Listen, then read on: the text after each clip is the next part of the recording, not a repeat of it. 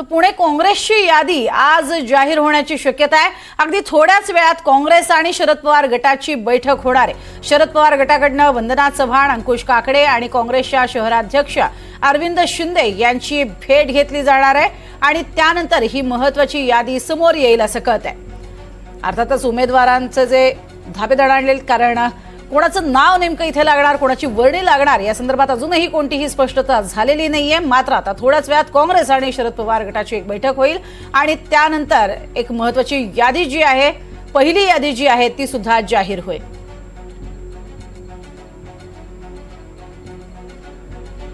अधिक माहिती घेऊयात, रेवती हिंगवे आमची प्रतिनिधी आपल्या सोबत आहे। रेवती, काय अधिक माहिती? महत्त्वाची बैठक आहे, कधीपर्यंत यादीची घोषणा?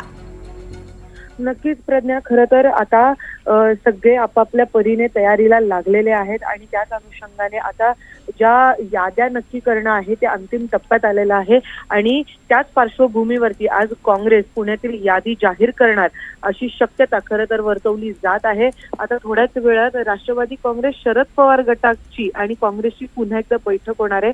खरं तर सूत्रांच्या माहितीनुसार असं कळते प्रज्ञा की काँग्रेस आग्रही आहे तिन्ही पक्ष म्हणजे शिवसेना उद्धव बाळासाहेब ठाकरे, राष्ट्रवादी काँग्रेस शरदचंद्र पवार पक्ष आणि काँग्रेस हे तिन्ही मिळून एकत्रित महाविकास आघाडी म्हणून लढवावं। अजूनही दोन्ही राष्ट्रवादी एकत्र लढतील अशी अधिकृत घोषणा अजित पवार यांच्याकडनं झालेली नाहीये, मात्र तशी हालचाल आपल्याला सर्वत्र दिसून येते। पण तरीही अजूनही काँग्रेस जो आहे तो याच गोष्टीवरती आग्रही आहे की महाविकास आघाडी म्हणून लढावं। म्हणून आता पुन्हा एकदा बैठक होणार आहे आणि जर राष्ट्रवादी काँग्रेस शरद पवार गट म्हटलं की आम्ही दोन्ही राष्ट्रवादी एकत्र लढणार, तर काँग्रेसची ठाकरे गटासोबत लढायची देखील तयारी आहे। तर आता संध्याकाळी कशा प्रकारे यादी येते हे पाहणं महत्त्वाचं असणार आहे। नक्कीच, तुर्तास धन्यवाद या संपूर्ण माहितीसाठी रेवती।